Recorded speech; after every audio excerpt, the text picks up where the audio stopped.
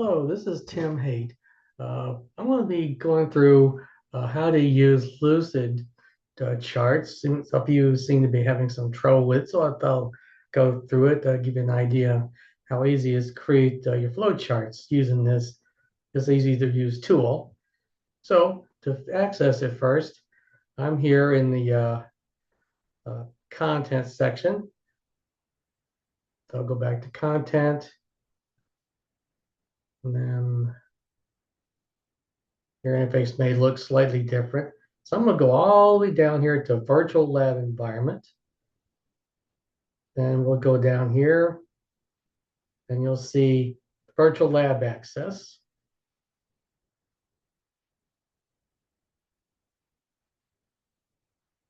And as it's loading, you'll see Lucid Chart. Other tools you'll see in here you might want to use. We have Visio. It's another tool I can use making flow charts. We have the virtual desktop, technical assistance, flow chart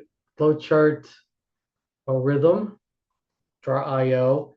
We also have a virtual pie charm, which you can use instead of having to download it.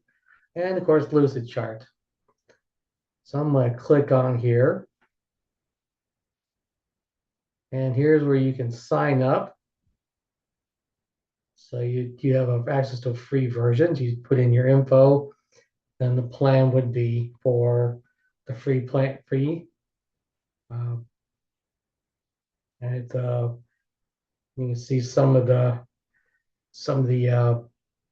things you get with the free plan. You can also buy, get more features. Um, and it goes on up to $40 a month for the enterprise version. So you're going to probably just use the current plan unless you're going to do a lot of flow charting. Okay, so I've already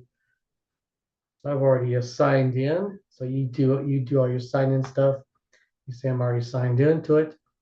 So I'm going to close out of here. And here I went into uh, the Lucid Chart on my web browser.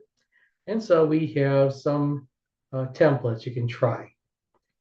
So I'm gonna start with a diagram. Give me a blank diagram. You can use these templates also.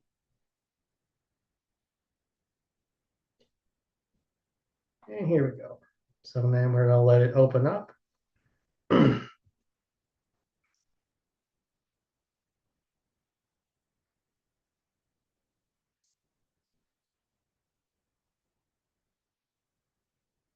Takes a few minutes to load.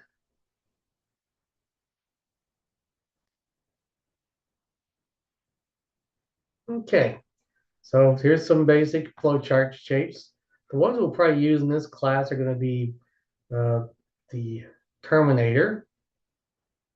This is for processing, the diamonds for decisions, and there's different ones. Predefined processes, uh, documents, multiple documents, manual input, preparation, so forth. So this is for a database. So basically, we'll probably start with going to be the ellipse, which is terminator. We'll use the process in some of your flow charts. Parallelogram, which looks like a square with the crooked sides, is for data. So we're going to start with the terminator. So I'm going to drag the ellipse over. And these handles here is how you can make it bigger. So sometimes you may have more text that'll fit. You might want to make it a little larger. Okay, so I'm going to double click in there. And I'm going to change the text. I'm going to say start. Okay, so next one, I'm going to do a hello world type flow chart. So I'm going to grab the parallelogram. We'll say data. Then you line it up. That makes it easy to draw the arrow. We'll drag an arrow down from about there. You see where that little square is. So this shows the flow of the program. I'm going to type in here, let's say display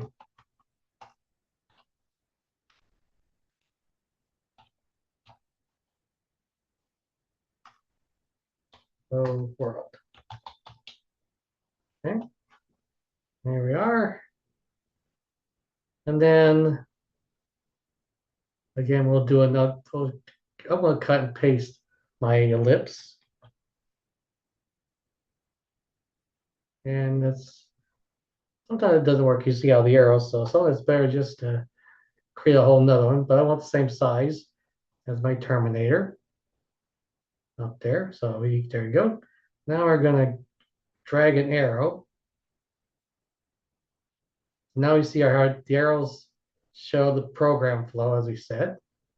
And you probably notice if you move it around, the arrow kind of gets crooked. So try to keep it as straight as possible. I'm going to double click in here, say end. Okay, so there's our basic hello world flowchart.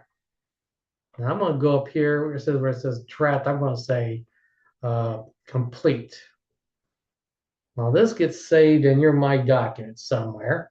So the requirement is to create a PNG file.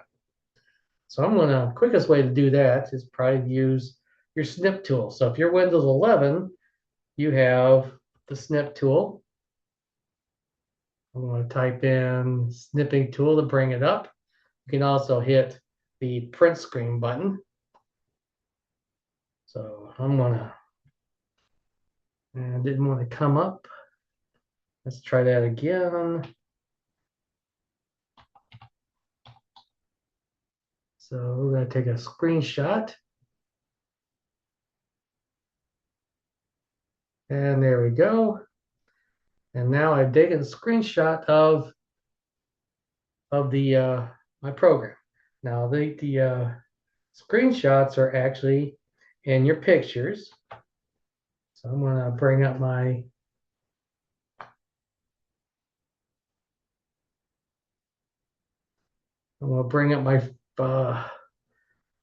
file manager. We're going to go to screenshots. And there's our flowchart. So the requirement is to create a PNG file. So here we are. There's our screenshot. It's in the PNG file. You want to edit it, you can do that as well. So this would be what I would submit as part of the program.